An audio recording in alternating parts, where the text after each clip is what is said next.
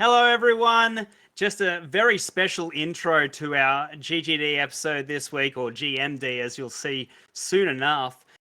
Last episode, we asked the community to shout out their own friends we made along the way video game pick. And today we will be announcing the winner with a special wheel spin of both a $20 gift card, and we'll be adding your game to the GGD, the Great Goat, the list. So, Jonah, without further ado, can you please spin that wheel? Yes, sir. If it'll spin, there we go. And the winner is Randall Reborn. Congratulations. You have just won a $20 gift card. And, Steven, what was the game that Randall picked? Randall picked a favorite of yours, and actually another accompaniment to our friends we made along the way episode, Sea of Stars, which would be in good company with Chrono Trigger. Hell yeah, dude. That's definitely something we can yes, sir. We can slot in somewhere on this list. That was my goatee last year. Hell yeah. And that is it's definitely been I know it's been on the tip of your tongue with wanting to get it into this list at some point. You've had a few different like themes where you've considered it in the past. Yeah, so definitely. Where are we thinking if we go like obviously this is a very beloved game, so I'll start with from 12 to 1. I'll just quickly go over the list what we've got from about 12 to 1 because I think that's definitely where we're going to be aiming for. So at 12 we got Shadow of Mordor, at 11 we got Mario Party 2, 10 we got Pokemon Red and Blue, 9 Helldivers. Hell yeah. 8 we got Final Fantasy 7, 7 we got Chrono Cross, 6 we got Jet Set Radio, 5 we got Titanfall 2, 4 Pokemon Silver Gold, 3 Ocarina of Time, 2 Chrono Trigger, and number 1 Elden Ring. So just hearing those names and some big bangers there, where are you feeling? Because I know you've finished it and you absolutely loved it. I know where I'm sort of thinking, but I'd like to hear what you think. Yeah, I'm thinking top 5. Wow. I'm thinking you're gonna push Titanfall 2 down. Yeah, I might push Ocarina Titanfall down, 2 dude. There at the moment. Oh man! Where are you? Let's get that freaking meme up. What are you thinking? I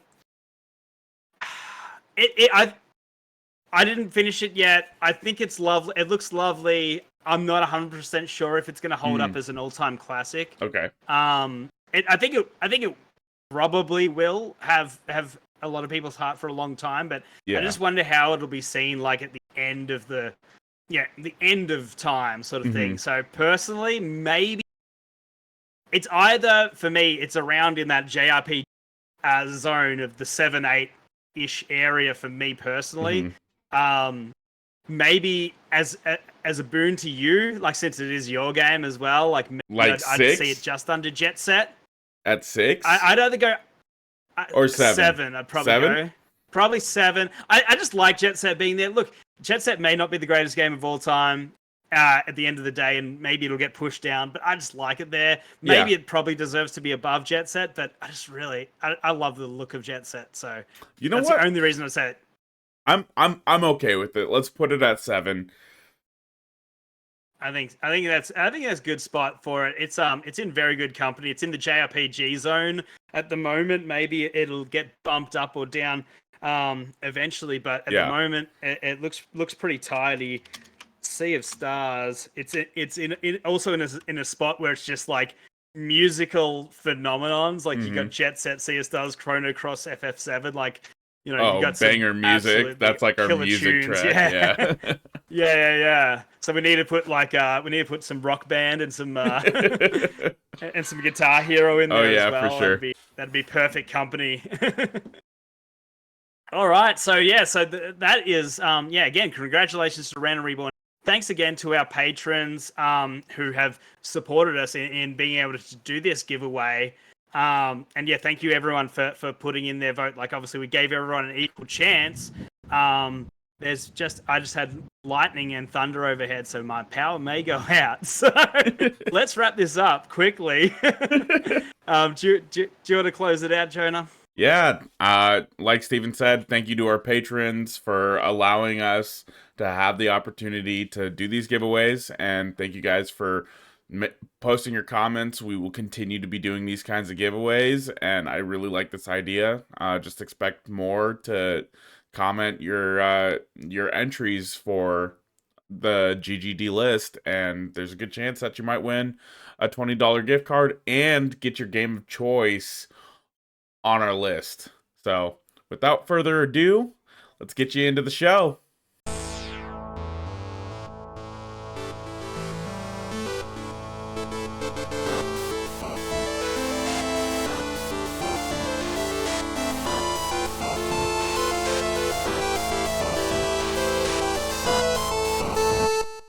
Hello and welcome to the Great Movie Debate Podcast, where friends come together to debate, well, movies.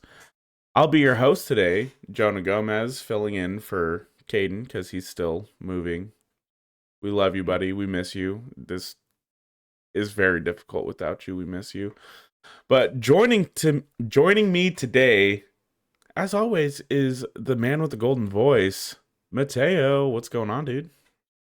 How's it going, bud? I miss seeing Steven's face. I do for miss our audio listeners. Steven is unfortunately audio only today, so you're not missing anything, but our video listeners are, our video watchers are. Yeah, we were going to try and get stop motion, Steven, but that meant stop motion for the audio as well. So, stop motion, Steven, how are you doing? Hopefully come through very poorly. Coming through poorly, Bad but time with the still internet. coming through. And our guests this week are the two fantastic friends from Best of the Rest. We've got Chris. How are you doing, dude? Hey, I'm doing well. I hate to correct you so early in the podcast, but you said this is a place where friends come together. But listen, there's no friends today. Oh, Okay. I'm coming to win. Coming in hot. It's just me and an enemy joining you today, ready to do battle. once friends, now enemies. So We also have Andrew. How are you doing, sir? Well, it was my understanding there would be no math, so I don't quite understand what we're getting at. But no, I'm we'll just leave it at that. But yes, excited to. Apparently, I've burned the bridge with Chris here. I didn't realize that, but I'll do my best to make the most of it. All right, sounds good. What were you saying, Steven? no, I was just saying that Chris comes in as a as yet undefeated debater on the Oh, that is true. GGD podcast. So yeah. Does that I'm a master. Does that mean you'll go undefeated as a master debater? Yeah, I can't be the first person that's ever said that on your podcast. No, you're right? That I'm a master. No, absolutely absolutely not. not. I would be embarrassed for everyone else if I was the first person to say that. But, yeah, I have no intentions of losing today. It's not really my style, and I feel pretty confident in what I've chosen to defend today. So All right. may the Right. best man win. I plan to. I'm all here for it. I want the spice. I want to see the heat, the go back and forth. No, nobody's talking about Dune, so I can't help you there. Oh, Yeah, okay. he didn't choose that year. Yeah, okay. Well, No spice here, buddy. well, before we get to the spice, we got to break the ice. So I hope you went to the Bat Cave or wherever the Ghostbusters got their proton packs and got a Batarang and proton packs, because it's time for the icebreaker. I had to wing it. Bat wing it, maybe. And our Batman. Snake segue. There's been crossover events between Ghostbusters and Batman, right? Like there's got to be. Like Batman's crossover with everyone, right? I don't think I so. can't, I can't speak with confidence. It feels like I'm Batman. sure like there's he's crossed some with Ninja Turtles, slash right? fiction out there, Mhm. fan fiction that has crossed him over for sure. Uh, our icebreaker comes in from me today, and my question is, what is your dream video game movie? Steven, I think I'm going to pass it to you first. What is your dream video game movie?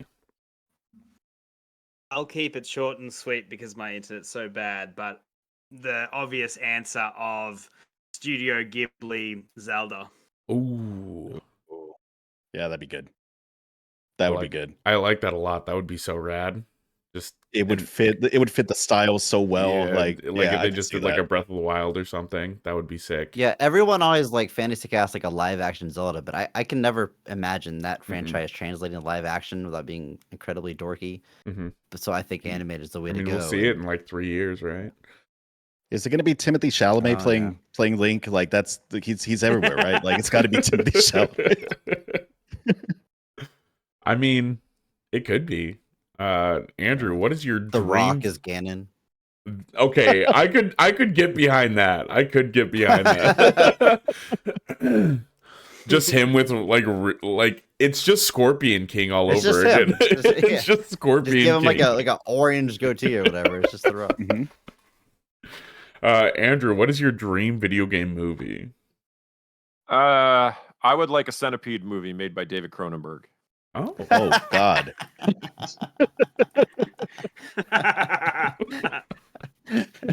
all right. Can you expand on that, Andrew? Yeah, just a little No. bit. No. No.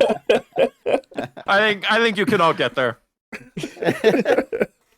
Yeah, so many legs. The body horror he can do with so many legs. I thought that like Uh, Human Centipede was working their way towards that. They just, they needed to add a few more people into the chain there.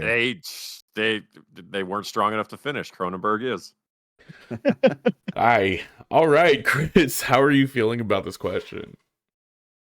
Yeah, so like I was just saying, like live action Zelda doesn't make sense to me. However, my personal favorite Nintendo franchise is Metroid.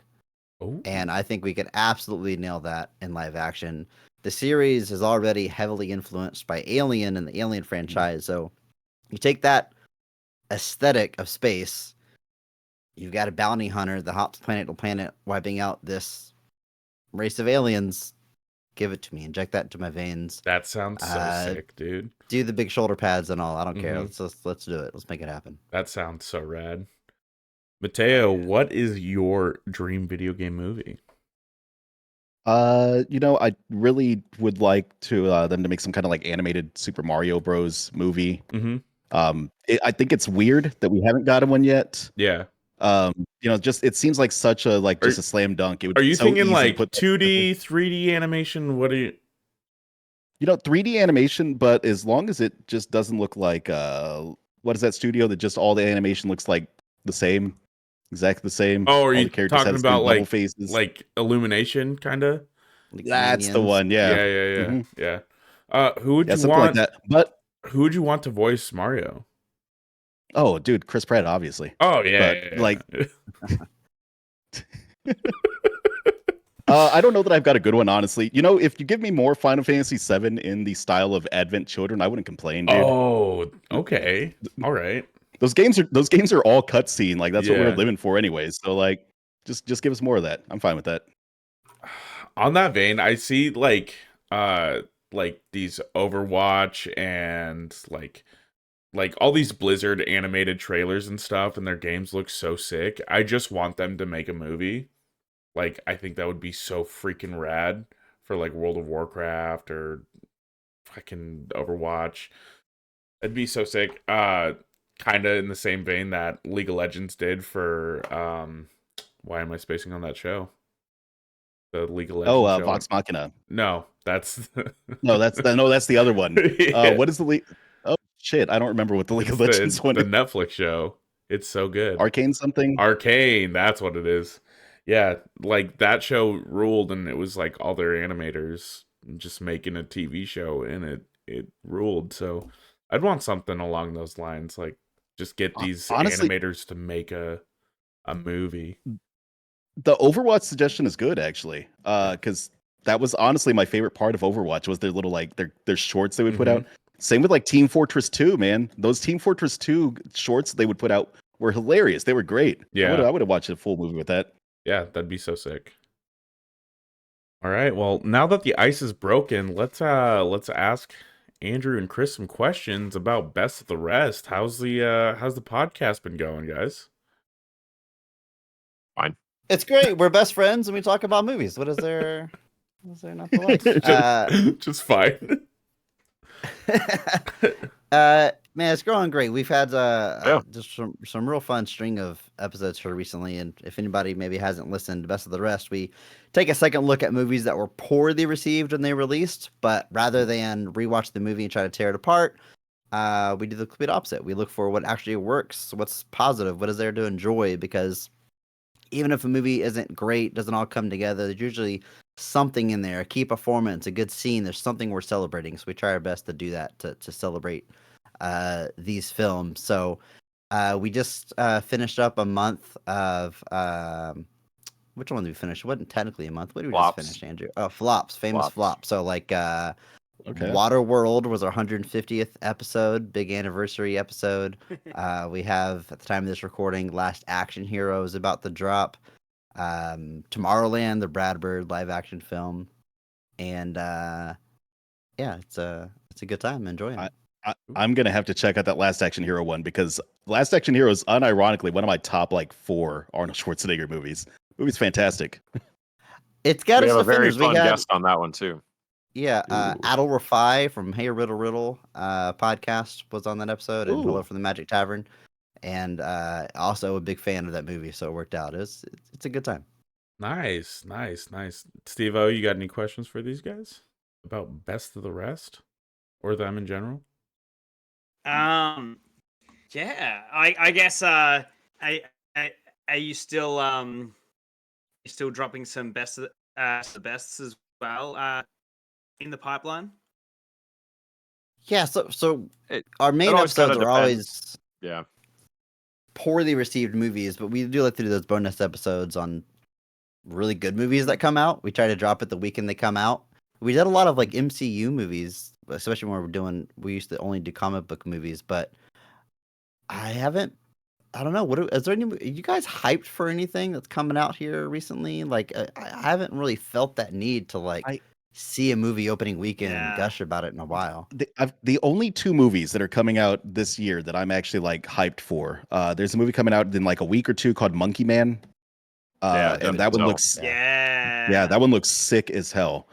I'm curious if it's gonna be all flash and no like actual substance, but it looks rad. And as a previous Marvel's fan or like Marvel Cinematic Universe fan, Deadpool, man, I just want to see what he's gonna do. I hope they just burn the entire thing down and reboot it with the Deadpool movie. I don't think they have the balls to do that, but we will see.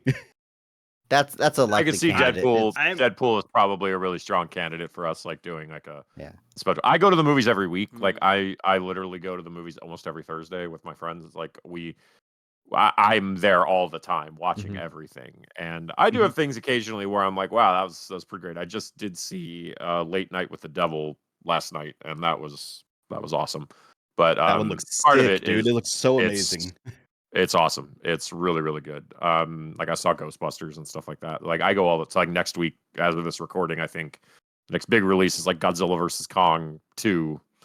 Kong harder, but it's,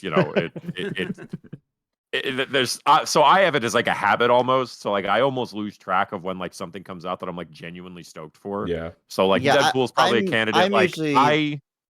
You're the problem. I'm the holdup. I'm the problem because I do have a 2-year-old, so it's pretty hard for me to get to theaters, especially like Friday night, and we like to drop these episodes when the movie comes out. So, it's got to be a special occasion, and we're like, I arrange a babysitter and make sure I'm at the movies. So, we'll see. We haven't given up on Furiosa's probably the other one that like I'm still like George Miller supremacy. Like I can't not give that man all my attention.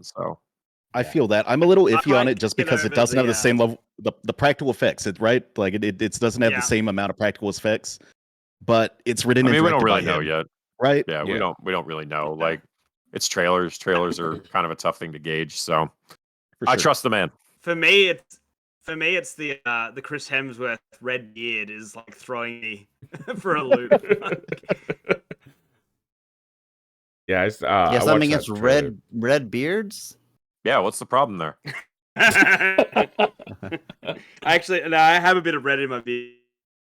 A bit of red. Don't act like you're one of us now. Easy.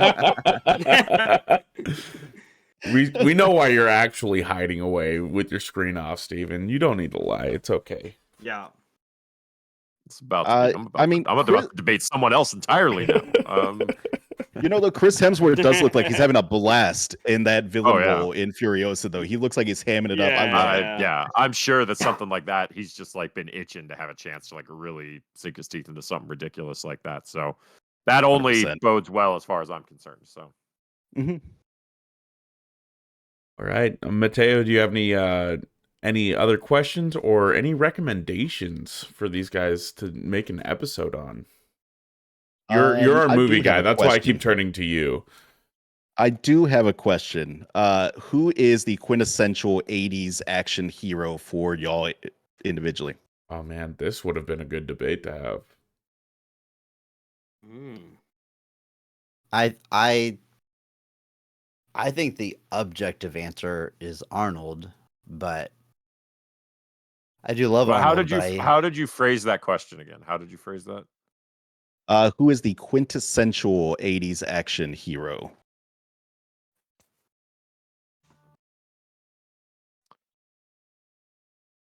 It's like I think Arnold is like the obvious answer, right? But it's very hard to not go with that because it's like everyone is like so much more of a B level actor or even C level, getting into your Segals and your Van Dams and stuff like that.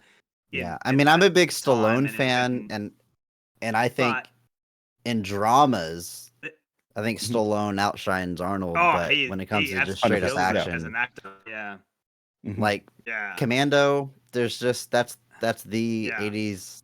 That's like the cheesiest version of it, and then he also is in Predator, which is like the most high quality version of the 80s action movie. So I mean, he runs the table. I think it's gotta be Arnold. Yeah, yeah. Who would you say is like my this brain tried to come up generation? with like a dark horse answer, but Arnold is Arnold. Like my brain was like you said action hero, and my brain for some reason like expanded beyond just like Arnold type of movies, and Indiana Jones ran through my head, and I was like, could you argue for Harrison Ford, but not really? Like he's just not that kind of thing. Harrison Ford's more like adventure type stuff. Yeah. Who was James Bonding in the 80s? Was that a high point for James Bond? Good 007s. James Bond was Roger Moore in the 80s, so no. That was not a high Although point, you do get Timothy Dalton towards the end, and he's much better at that. No, yeah, I think Arnold is like Commando and Predator like alone. Like you throw in Terminator as like a top, like you just you're not touching that. It's hard to top. Die Hard just sneaks in, and that's my probably still my heart pick favorite action movie. So, but at the same time, it's because it's the non-conventional action hero, and he's the everyman almost. He's getting fucked up. He's like he's got glass in his feet. Like that's just for me. That's why it sticks with me so much more. Yeah. My last question: what is the modern day action hero? I think it's Tom Cruise. There's no movie stars. Tom Cruise, excellent. Yeah, I think it's Tom Cruise. I think Tom Cruise is actually the last like conventional movie star too. Honestly, I don't think we have movie stars like Tom Cruise anymore. Well, like we're talking action specifically, though, right? Does like Keanu get credit for John Wick? Like, what do you do with like? Yeah, like because if you're talking like action, but Keanu's also a holdover from the 90s. Like, like these are still guys from like a bygone era. The 90s, guys, great decade for movies, by the way. 1990s, throwing that out there. But yeah, like we just don't create movie stars like we used to. Like there's a Jake Gyllenhaal's Roadhouse. Did you guys know that's out?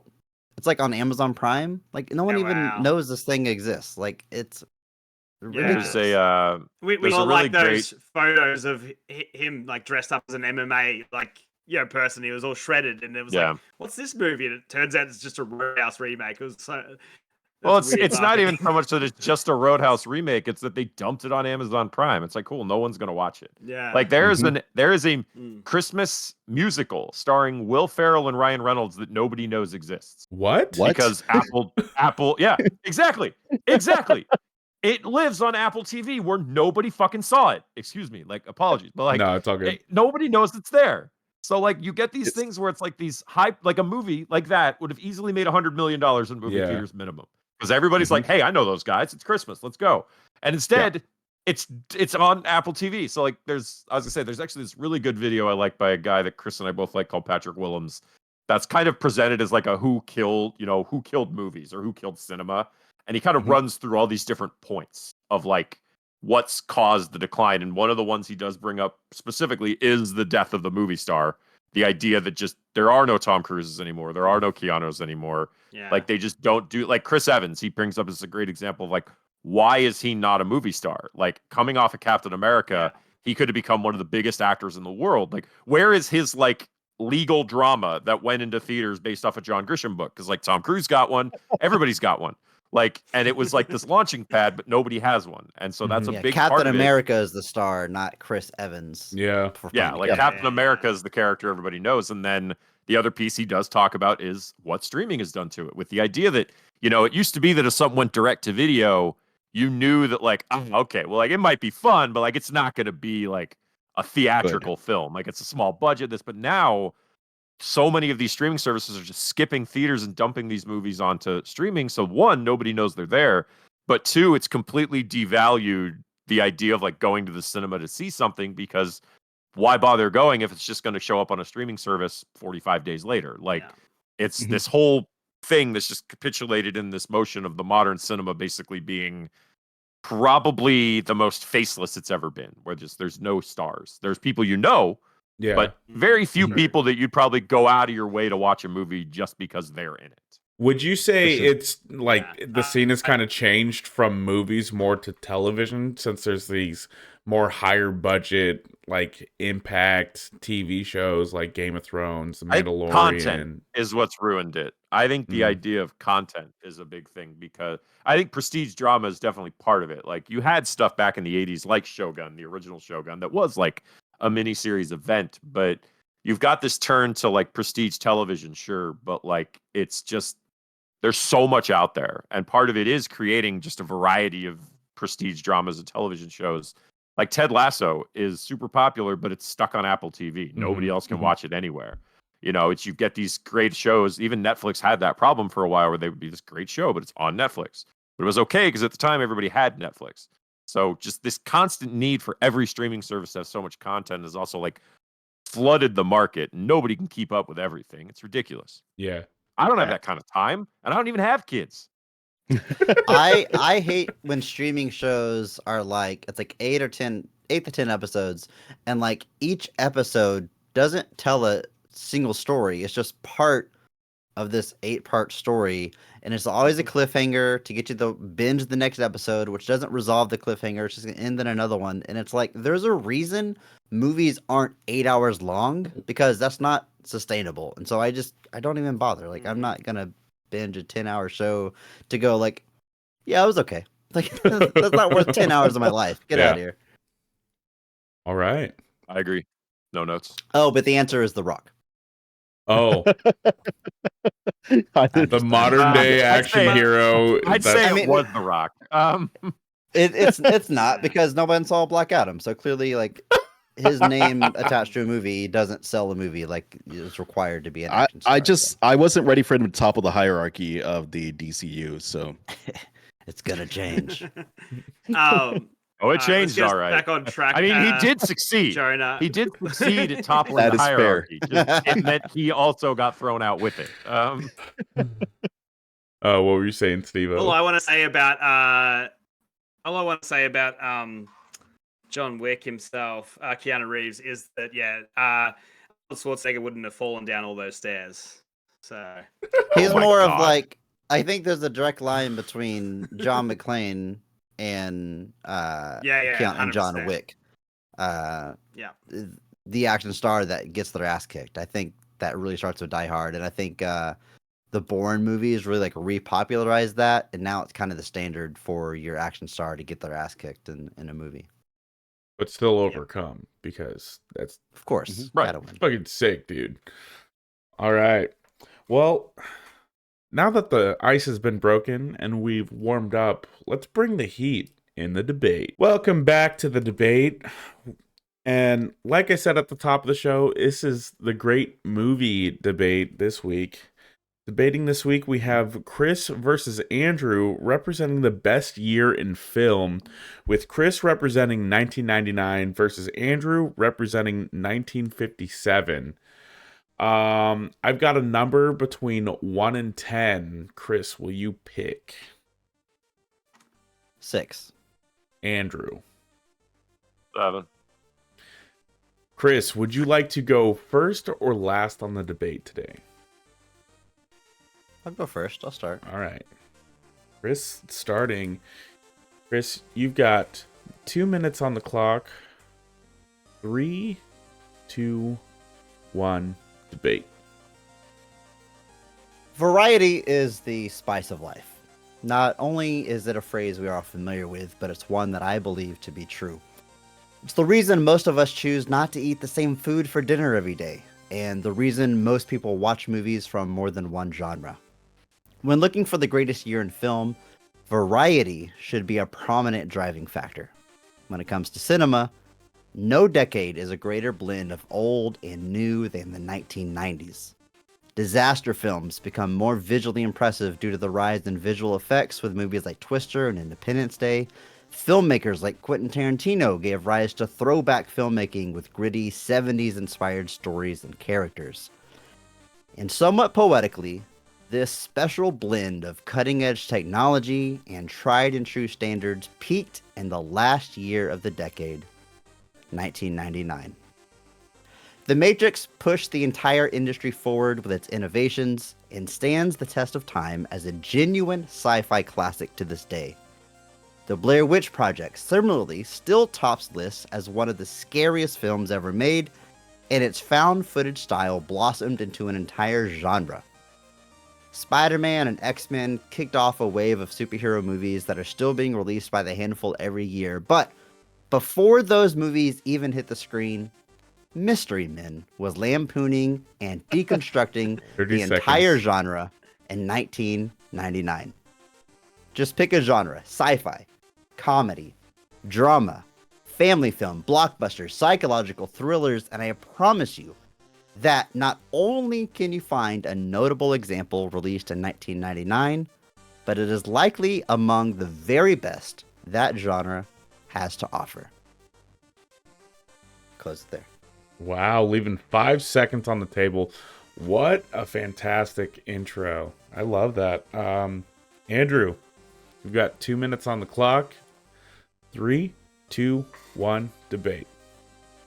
It's interesting that Chris brings up an idea like variety being the spice of life. So I guess spice did work its way into this conversation. Anyway, there is no greater year that speaks about variety in film than 1957. The probably most popular film of that year being Bridge on the River Kwai, seen by many as one of the greatest war films of all time, winning countless awards, including Best Actor for Alec Guinness. You have films like Witness for the Prosecution by Billy Wilder, featuring Tyrone Power and Elsa Lanchester, winning for Golden Globe, a legal thriller based off the Agatha Christie book of the same name. Ingmar Bergman releases 2 films in 1957, Seventh Seal, an existential look at death, and includes Wild Strawberries, a man reflecting back on his life, both responsible for winning the Special Jury Prize at Cannes and the Golden Bear at the Berlin International Film Festival.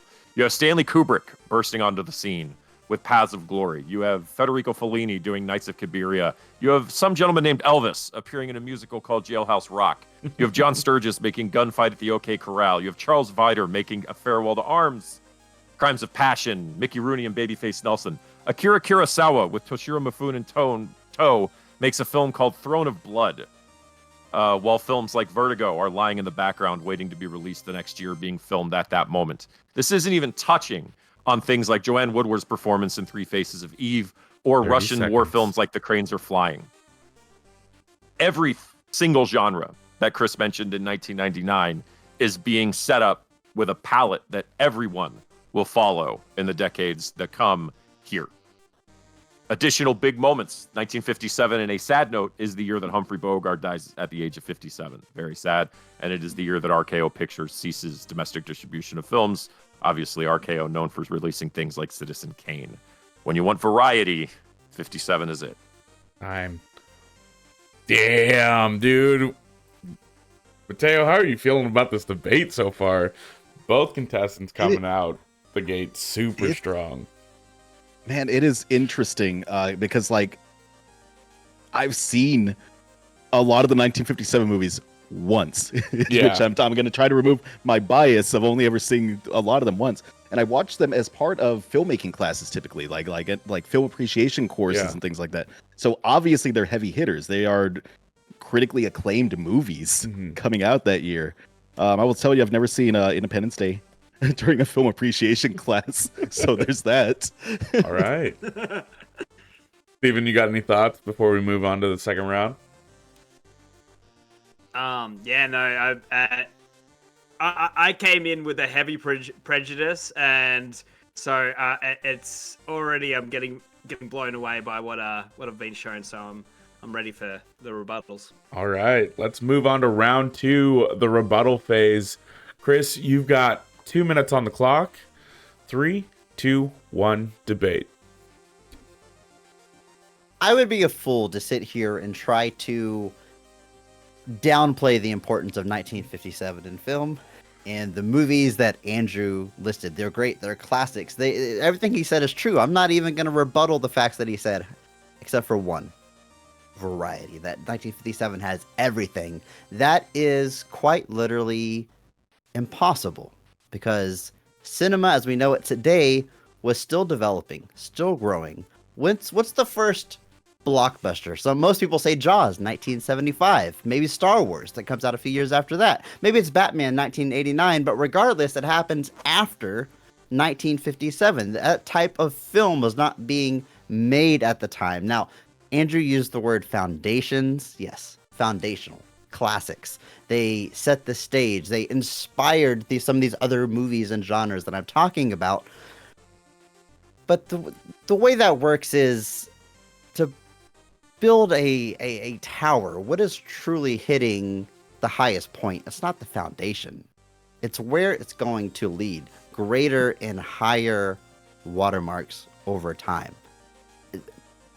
Quite simply, movies as we know them today didn't all exist in 1957. Look, superhero movies, love them, hate them, sick them, or whatever, but we all love 30 seconds. At least a handful of them. They had never been made in 1957. There's no superhero movie amongst many other numerous genres. I mean, what was the state of sci-fi in 1957 when we didn't even have home computers? It simply was non-existent. You've got traces, you've got foundations, but we are missing entire genres in 1957. Where's your variety, if that's the case? All right. Again, leaving 5 seconds on the table. Pardon me. Andrew, you've got 2 minutes on the clock. 3, 2, 1, debate. What an absolutely fucking pathetic response. I cannot believe that you're pulling the Barney Stinson "new is always better" on me. Get out of here with that nonsense. You're going to point to the one word and say there can't be every genre because every genre didn't exist yet. Cool. Who invents the genres for them to build off and build on things? I didn't even mention things like 3:10 to Yuma or 12 Angry Men or The Sweet Smell of Success. Foundational Jesus. Everything surpasses everything. That doesn't mean that what surpasses it is necessarily better. And you want to talk about the state of sci-fi, let's talk about a movie called 20 Million Miles to Earth. A absolutely groundbreaking stop-motion film made by Ray Harryhausen, who was at the cutting edge of technology at the time. Technology since 1999 is advanced, so are the movies released in 99 not foundational or important because later movies had better effects? No, that's absolutely ridiculous and insane. It's unbelievable. Variety is the spice. And to somehow imply that 57 can't have, quote-unquote, everything because we have later stuff, that's nonsense. That's not an actual argument. You're circumventing the point to try to poke the tiniest hole in something that I never actually implied and say that, superhero movies existed in 57. But superhero movies are a subset of a genre that already exists. Everything builds on everything. I'll never be one to say that that's not true. But when you look at variety within films, when you look at the range of options, they're all represented here. And these movies are the primary DNA for things that exist later. And you may say, oh, just because they're older doesn't mean they're better. Well, the reverse is just as much true. Just because it's newer doesn't mean it's better either. Existing in a time where you have to take things as they come. A piece of film can only be viewed as what it is. And there are plenty of people who are going to look at these movies from 57 and say, you know what? That doesn't do it for me because they have different sensibilities. They've adapted. They enjoy modern films more. And that's fine, Chris. But be better. Damn. I was expecting heat, and we got some heat on that round. Woo! Steven, how are you feeling on this debate? Yeah, no, I'm just I wanted to pull down the curtain that the team hides behind on the hashtag Positivity Podcast, and yeah, man, there's some blood in the water. I think. Yeah, it's good. All right, Mateo, as our movie buff, how are you feeling so far? I think it is interesting just how often we have these debates on this podcast where it turns into this are the foundational things of a thing more important than the thing standing on top, it's so interesting to me because I've been on the 1957 side of this where I am arguing that you have to have appreciation for the roots of a thing to fully appreciate the thing that comes later. Oh yeah. I love it. I think that Andrew's making some very, very strong points here. All right. Well, let's move on to our final round. Chris, going into our closing thoughts, you've got 2 minutes on the clock. 3, 2, 1, debate. I would describe myself as a movie buff. I watch a lot of movies. I got a movie podcast, but I will admit that watching classic cinema, I've got to at very least be in the right mindset, the right mood. It's not every day I can just put on something from 1957.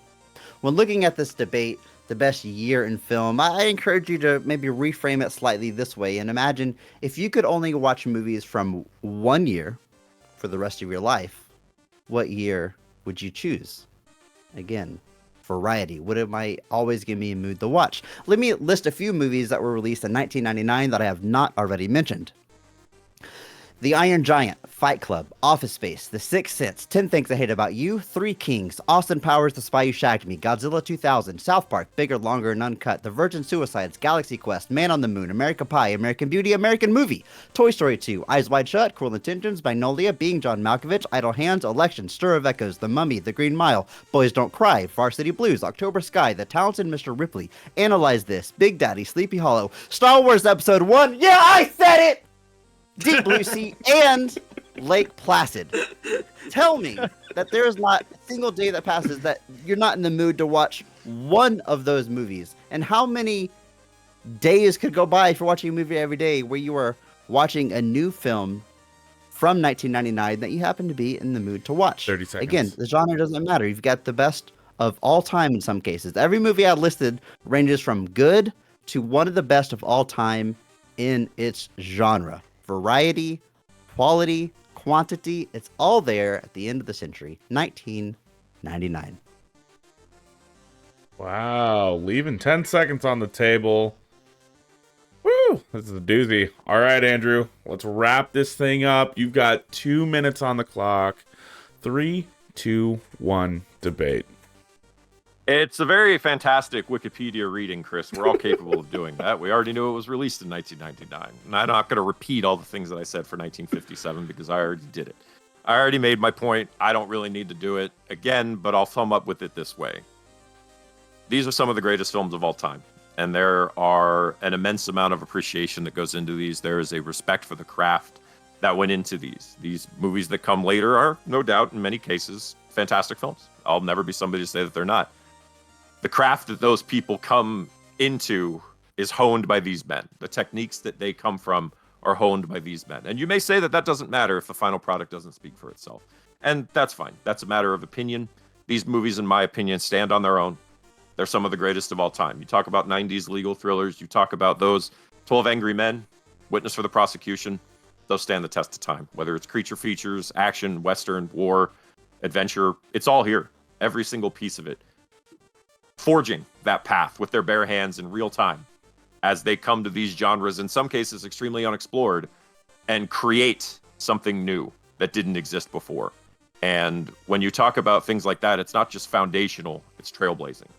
Guys like Ray Harryhausen were creating things that had never been seen before and are in showcase there.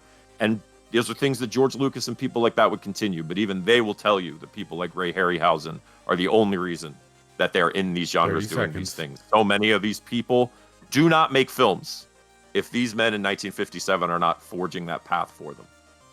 And this isn't even looking at everything else that's happening around this time. This is just looking at 57. This is not diving in to people like Alfred Hitchcock or any of that. And it's not right because they're not in the year. But how many famous directors and legendary directors are releasing two masterpieces in the same year in 1999? And the answer is 0. Closing it out. I love it. Oh boy, this is a wild debate. I like Steven went in with a little bit of a bias just because it was something that I was familiar with. But Jesus, you guys brought the heat. Mateo, how are you feeling on this debate today? It was interesting. It was a way stronger showing by 1957 than I was thinking. I think that this debate might have been decided for me during Chris's conclusion, his final thoughts there, because he did a thing that I've been dinged for on this podcast before. He tried to reframe the debate into something else. He tried to change it into which year has the movies you would rather watch. And I think that on that note, 99 wins handily. He listed some legit bangers there. I mean, holy fuck, I would absolutely watch Twister right now if we wanted to. But that's not the debate. The debate was which is the most important year in filmmaking, and I think that's 1957. I think 1957 wins it for me. I'm going to give one to Andrew. I appreciate someone else that is standing up for old school things like I have several times on this podcast. And I also want to try to offset some of our viewers that are just going to see the debate title and vote for 99 instantly. So yeah. I got to give it to Andrew. All right.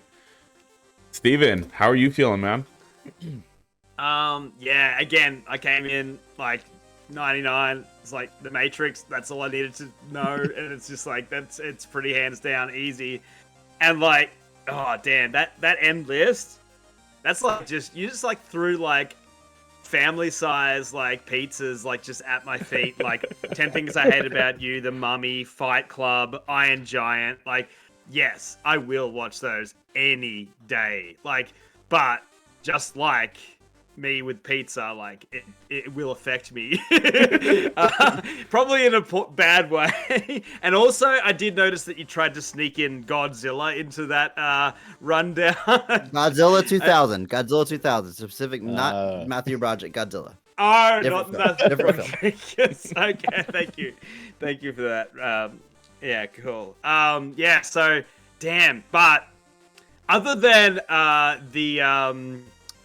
the very heated rebuttal, I felt like I was listening to a video essay hearing about 1957, and I love me a video essay.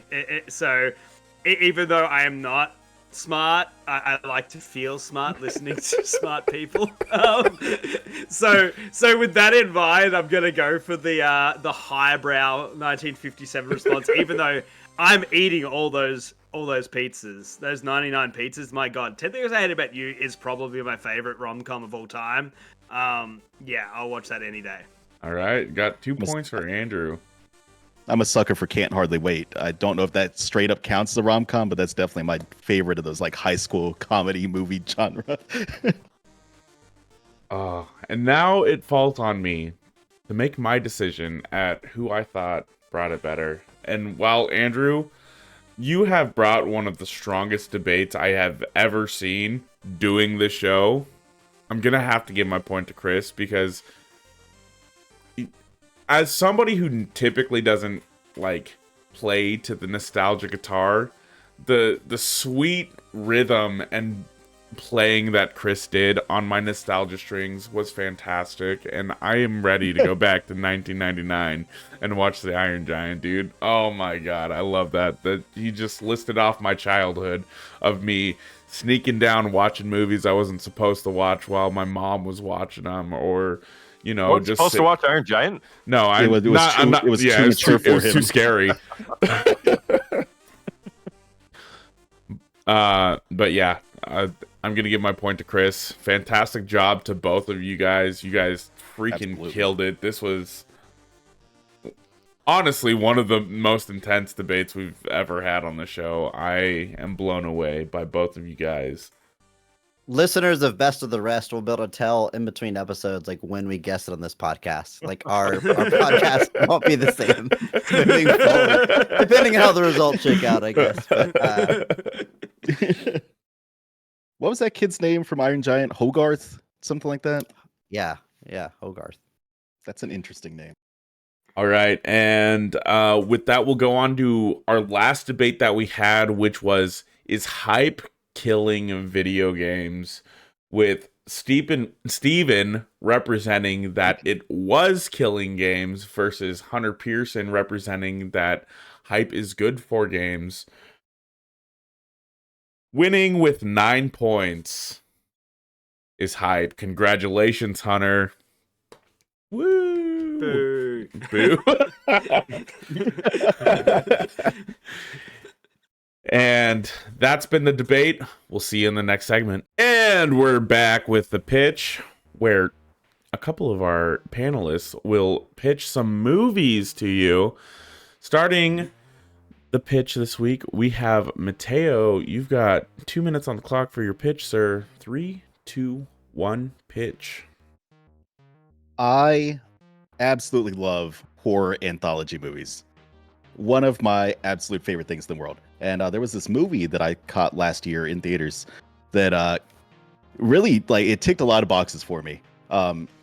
It's got the guy from it's got Pedro from Napoleon Dynamite. Oh, okay. playing kind of the narrator, guiding you through these various tales. It's very focused on Hispanic horror in particular, so okay. Definitely brownie points for me. And it is just this fantastic mix of some really, like, actually well done spooky horror shit, and also like the more campy, goofy, like, horror side. I think that a good anthology, you have to have both of those, right?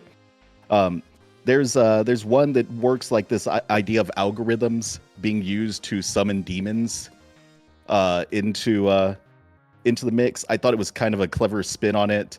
There's some really goofy stuff. There's a song in this movie that has been living in my head lately, and the song is basically just this guy plays it as he's fighting this demon, and the song is just like, I'm going to fucking kill you, and it's real dumb, but it's kind of the perfect song to have playing during a fight scene in which someone is fighting a demon with another demon's dick, because that's the weapon of choice that he's using in this movie. This movie is bizarre. It is 30 out seconds. there. It is crazy, and it also actually kind of spawned this other, like, interest that I've had recently. There's this band called Los Psychos. They're from Peru. They're Peruvian rock, and they do like Peruvian rock, and they were recording songs back in like 1964 that are basically like the foundations of punk rock. Dude, this sounds sick. It is wild. Like, they play the song over the credits, and this song has been living in my head. And the song is basically just about ripping down a train station. And I don't know that there is a better song for me currently. Time. Damn, dude, that sounds rad. I'm in. Steven, how are you feeling? Welcome back. We love to see your lovely face. Thank you. Hopefully it holds up for a second. Yeah, I guess ever since Everything Everywhere All at Once, like, anything can be used as a weapon, right? So yeah, I'm definitely morbidly curious, but especially the music angle, hell yeah. And I like me some schlocky horror. It's definitely where I lean to in horror. I don't love being, like, actually, like, scared and have PTSD after like watching a film. So like I like it to be a little bit dumb. So yeah, no, I'm definitely I'd like to check this out. All right, Andrew, how are you feeling on this one? I'd watch it. Oh yeah. All right. Yeah, easy. And Chris? If I saw the trailer for this, I would be like, all right, we're gonna go watch this. Yeah. I feel like I'd watch it as like the high praise that you can get from Andrew. That's like the top tier response there. Chris, what about you? Yeah, Man? horror anthology. That's an easy, like, because it almost can't be bad. Because even like if there is a quote a bad segment, it's over in 8 minutes. You're on to the next one or whatever, depending on the format of what it is. So horror anthology is just, it's great. Yeah, it's hard to say no. Cool. Chris, also I will tell you, I'm pretty sure that one of the guys that did one of the sections is like either I think he wrote or helped write Blair Witch back in '99. Oh wow, okay. There we go. Got some Extra points. points. All right. Mateo. I don't know if anybody has seen the ABCs of Death. There's 2 of them. So good. But if you haven't seen it, you have a great opportunity for a fantastic drinking game, because the way the format works is it shows you a short horror film, and then at the end, like, so the first one might be like, I'm making this up, someone gets killed by an anvil falling on their head, and it says A is for anvil, and it goes through the entire alphabet. So the game is you watch the short, and everyone you're watching it with locks in their answer for what the letter stands for. And if you get it wrong, you take a drink. I like that. Sounds Good fun. times. That sounds fun. All right, That Mateo. kills you, right? Yeah, I was gonna say. Yeah, depending on it's a how lot of good or bad you shots. are, it's up to 26 shots if you're a really bad guesser. So be warned. Mateo, what are we watching? We are watching Satanic Hispanics. Hell yeah. It released last September 2023. It's fantastic. It runs about an hour and 40, nice and tight. Nice. There's goofy stuff, there's shocky stuff, there's some like legit horror, but it mostly stays on the campier, goofier side. Absolutely loved it. Especially after getting into the Spooky podcast through you, like, yeah, I'm definitely into some Hispanic horror and stuff. That's cool. Yeah, it does good stuff. It covers like, it is not just like Mexican horror. It covers like a whole host of like South American, Central American kind of horror aspects. There's actually a couple of things that like popped up that I had to like read about after I watched the movie, because I was like, I don't know what the hell this thing is. Now I need to go and look up this weird, creepy demon that they're referencing. Cool, man. Oh yeah. Well, I'll be passing it over to Mateo to count me down. Okay, Jonah, whenever you are ready, we will go ready. in 3, 2, 1, itch. All right, I'm gonna keep it short and sweet for you guys. I have a semi-spooky movie for you guys too. I've been doing a little bit of homework since we've needed to do a movie episode of the podcast, so I finally watched some movies. And I found this one, and it's kind of interesting. It's about a facility that has these robots in it, and the robots are possessed by dead people, and they just fucking murder people in that come in. And like an overarching narrative of the stories, there's this one dude that lost his brother, and now he's got why are you laughing, Mateo? Because I think I know what movie you have. And he lost his brother when he was a kid, and so now he has nightmares of his kid missing, and it has to do with this facility. So he ends up working there to try and find clues for his missing little brother, and shit ends up going sideways, and he just he ends up like trying to escape the facility and without dying. I think that's where I'm gonna leave it. Leave it in 35 seconds on the clock. I don't guess we don't do that during the pitch. Whatever you do. It's fine. It's fine. Steven, what are you how are you feeling about this movie? Is this a movie? It sounds like a David Cage video game.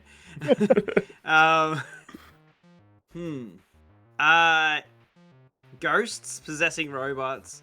Yeah, that's interesting, I guess. Like, I'm very. Are you gonna watch it, or are you not gonna watch it? That's... Nah, I might skip this one. Okay. I might skip this one. Andrew, how are you feeling? I absolutely know what this is. So I didn't care for it, so I'm gonna pass. Okay. The concept, I would watch something else executing the concept, Yeah. but the one I know this is, I would not watch again. Chris? I mean, like, in the purely hypothetical, it's easy to say yes. But in the realistic world where I can only watch 2-3 movies a week with my schedule, I doubt I'm finding time for this one. So I guess that leaves me as fair. a no. That's fair. And Mateo? I've already seen this one, and I was disappointed that I saw this one. Me too. Me too. Did you see it in theaters? Did you No. see it in theaters? Is the question. No. I did. I so, did see it in theaters. Oh, so did I. We're all suffering collectively now. No, I would not see this one again, Jonah. So what film did we not see, Jonah? It was Five Nights at Freddy's. Oh. Yeah. I saw it pop up on Amazon, and I was like, you know what? We're doing a movie episode. I'll watch this movie. I'll pitch it. I think it'd be fun. Featuring everyone's favorite actor, Matt Pat. When he showed up, okay, I love Matt Pat. Than I thought I would. I love Matt Pat. It was my childhood. I love that dude. So when I saw him in the movie, I was like, hey, it's Matt Pat.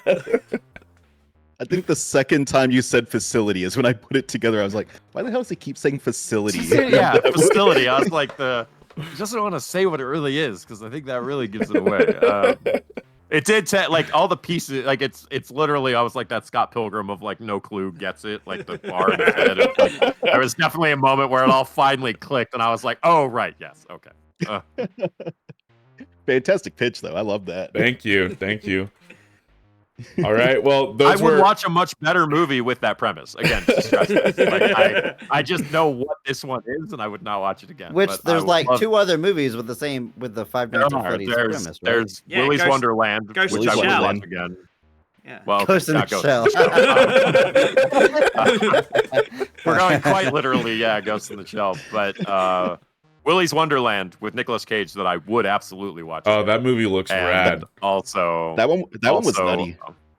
The Banana Splits movie, an odd choice, but I don't know why they made a Banana Splits movie as having them as horror characters, but they did, and it's still better than the Five Nights at Freddy's movie. Wow. I'm not joking. Watch it, folks. All right.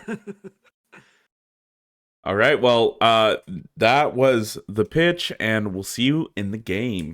Welcome back, everyone. And before we get onto the game, I just want to give a massive shout out to our patrons. So a massive shout out to Aunt J, Wes Bates, Dakota Folk, Pucho, and Dan Giesland, aka the Aviator Gamer. Shout out, lads. Thank you so much, and ladettes, thank you. And without much ado, because I'm not going to say further ado, except for saying it now, we're going to do a movie tie-in video game quiz. Because, like, I know we're the great movie debate, and we don't really get into that nerd shit of video games, but, like, I don't know. Yep. We just felt like doing something different. I love that you say that with 2 N64s above your head. I don't know what nerd owns that shit. That's weird. All right, so it's a simple quiz. I'm gonna say the year that a video game tie-in came out, and then possibly the year that a movie came out if it's a different year, and then I'll slowly give you some of the stars of that film. So buzz in if you think you know the answer, and we'll get straight into it. I'm so bad at this. This video game came out in 1982. And the film came out in 1982 as well. Buzz. Chris. How do I buzz in? Yeah. Yeah, just Let me yet. take a stab. Would this be E.T.? This would be E.T. That's Wow. very good. Very good. How many video game movies were they making in the early 80s? Critically acclaimed video game E.T. Yeah. Quite infamous. Definitely didn't almost destroy the entire gaming industry. We need to put that to bed. That was just Atari and everyone just making too much stuff. Yeah.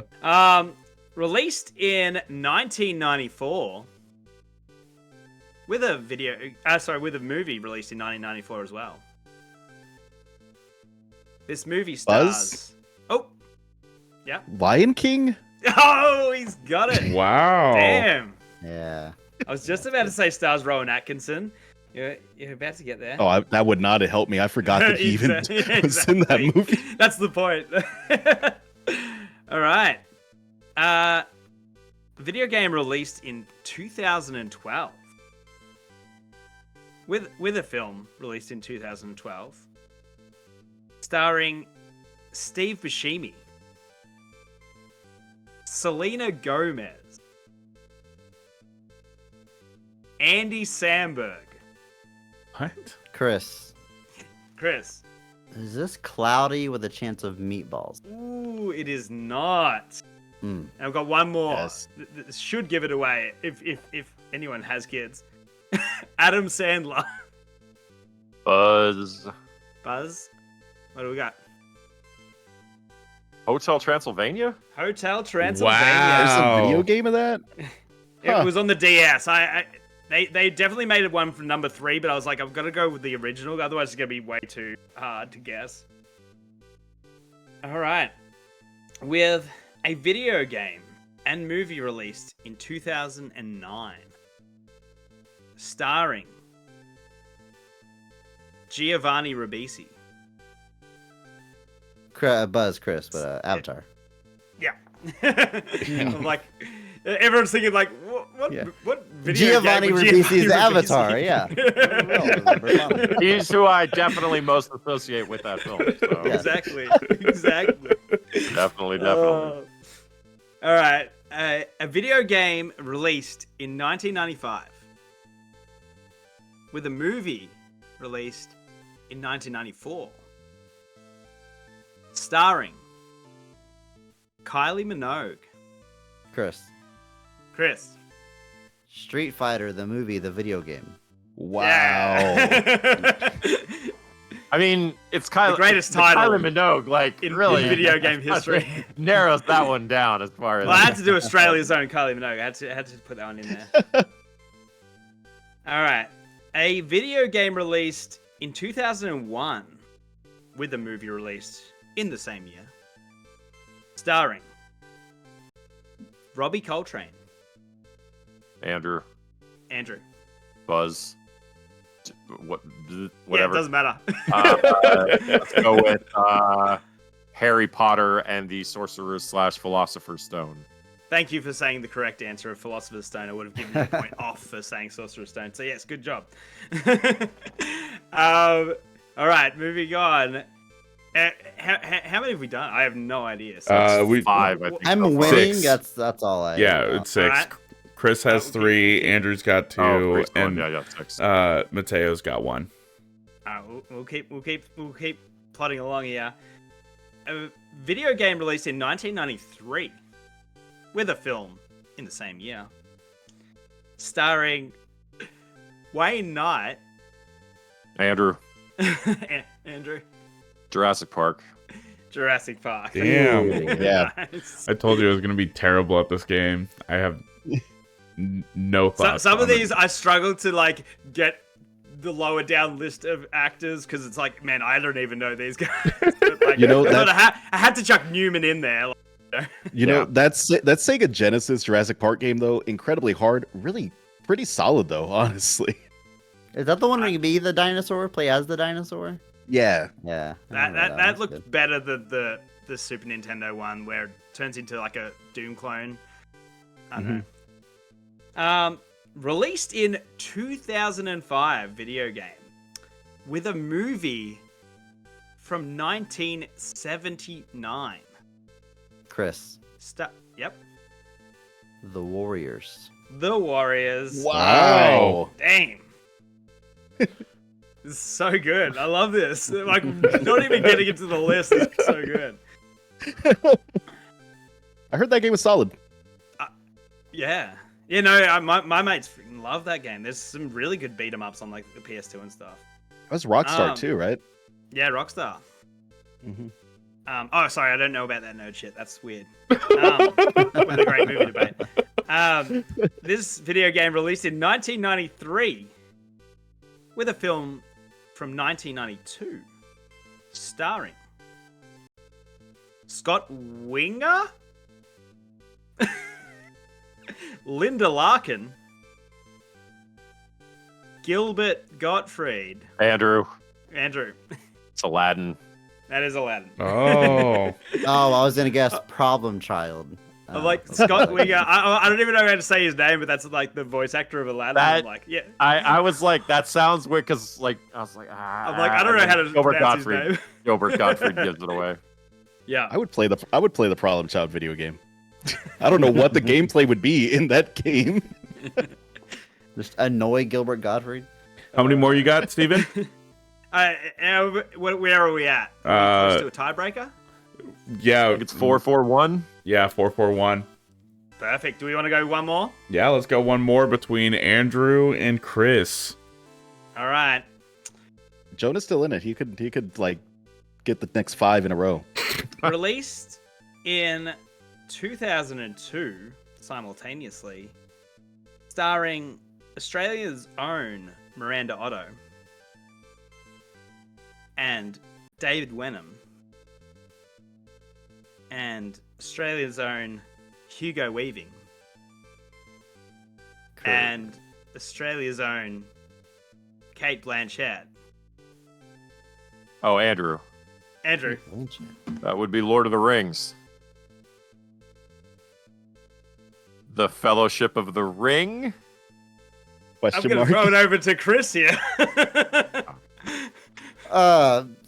You keep talking about this nerd shit. Oh, Lord of the Rings is the ultimate. God, I don't know. All right, so the video game based on Lord of the Rings, battle It's for the Middle next Earth one. dwarves versus. Oh, was it a movie? I just Yeah. thought the video game had its No. own. I don't know. Two Towers. Is that the next one? Two Towers. All right. You defaulted into that. I never would have got that without Andrew setting it up, so I'll just say we. That was the first one that I was like, That was a is team he effort. talking about the Lord of the Rings? Hey.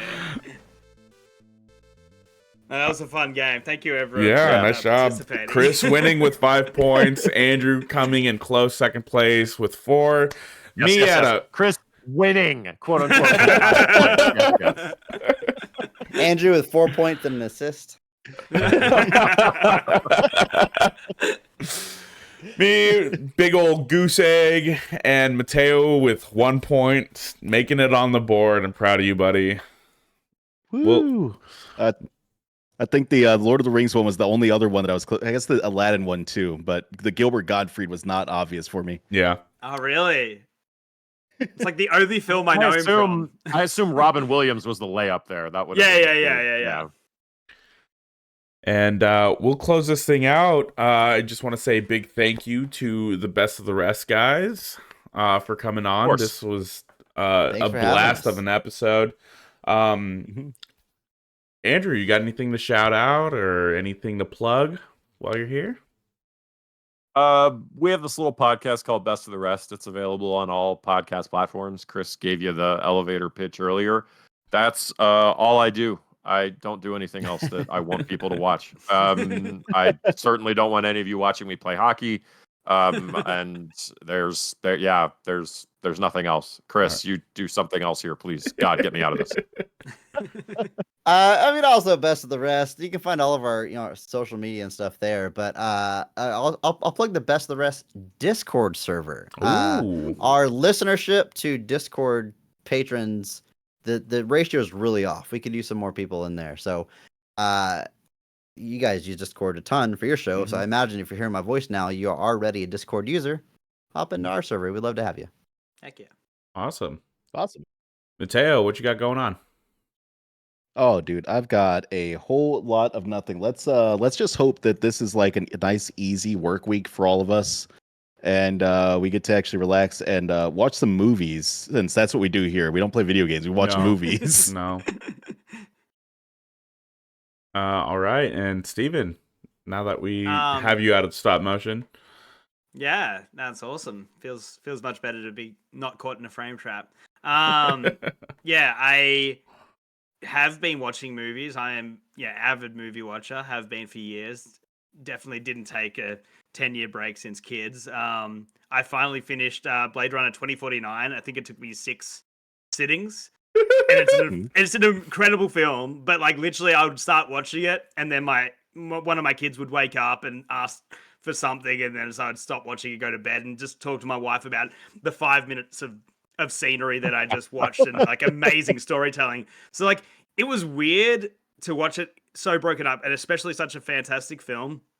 But at the same time, I really digested every scene and talked with my wife about like every single thing that was going on, especially like between like Ana de Armas and Ryan Gosling and stuff. Like that was just like so impactful, so it was really cool to digest it slowly, even though it's definitely not the way to watch films. But yeah, that's what I mean. Is everyone in agreement that's the best legacy sequel ever made?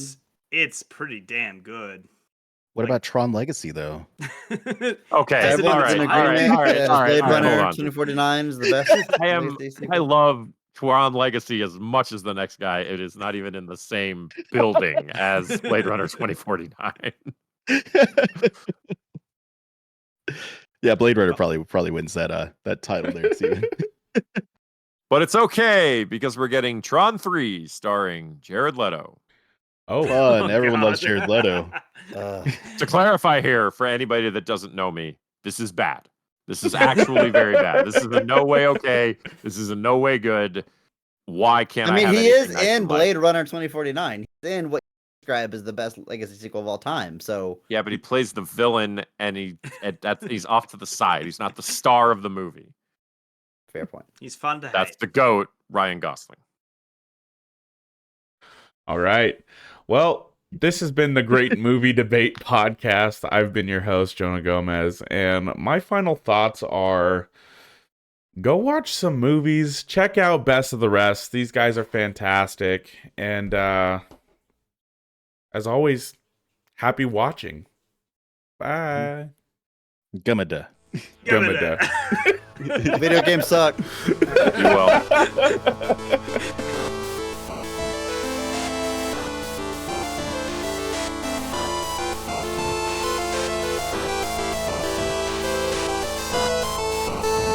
As always, a big thank you to our friend Misdriven for the music in our podcast.